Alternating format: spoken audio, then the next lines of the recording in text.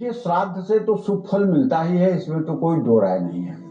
अगर आप गरुड़ पुराण पढ़ करके देखें तो पितरों के प्रसन्न होते ही मनुष्य का भाग्योदय हो जाता है और उसे वो हर मनोकामना पूरी हो जाती है जिसकी उसने कभी कल्पना नहीं की हो।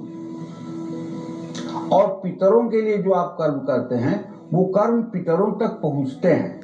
जैसे मान लीजिए आपका कोई पितर दिवंगत हो गया, उसने शरीर छोड़ दिया, लेकिन शरीर छोड़ने के बाद वो किसी मनुष्य शरीर में आकर के पैदा हो गया, मनुष्य शरीर में आकर के पैदा हो गया और सामान्य जीवन जी रहा है, लेकिन उसके कुल में कोई व्यक्ति भागवत का पारायण करवा रहा है या प्रयाग में सैयादान कर रहा है, तो ये कर्म होते ही उस पैदा हुए व्यक्ति के किस्मत में चार चांद लग जाएगी और दिन दूना रात कल्पना आप नहीं कर सकते हैं कि कितना उसका विकास हो जाएगा। आर्थिक विकास, बौद्धिक विकास, मानसिक विकास और हर प्रकार की शांति कितना उसको मिल जाएगी। ये श्राद्ध का परिणाम है।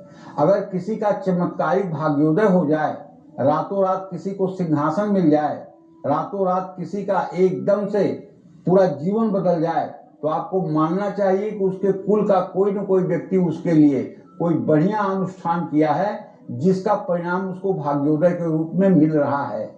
और यदि आपके नाम पे जल, पिंडदान, तर्पण, दान, पुण्य, सैयादान कुछ नहीं होता है तो आप अपने पूर्व जन्म के कर्मों के अनुसार सुख दुख भोग करके मलिन जिंदगी जिएंगे।